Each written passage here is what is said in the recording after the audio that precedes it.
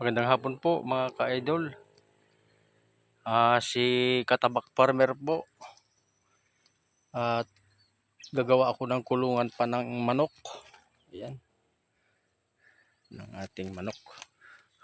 Para hindi po sila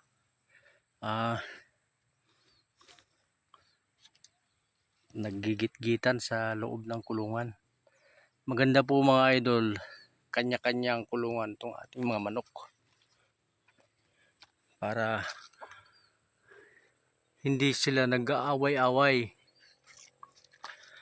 Lalo na yan ay isang Red Island, Red Cock Island. Ito naman Basilan. Yan, napakalaking manok po yan mga idol.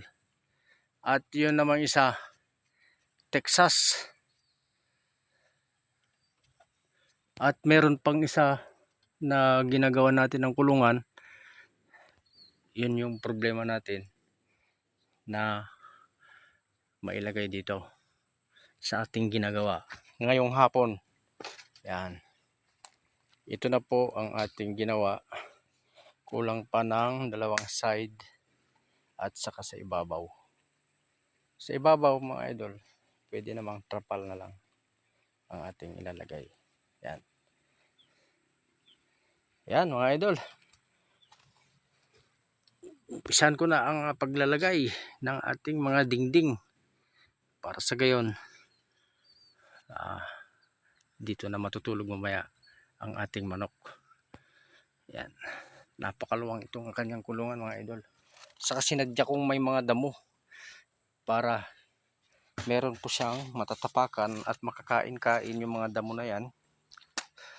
At isa pa, hindi magpuputik dyan sa kanyang kulungan. Yan ang kanyang laro-laruin.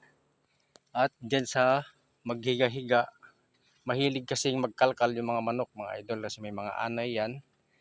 Yan na mga bulok na mga dahon. Yan ang kanilang mga kalkalin.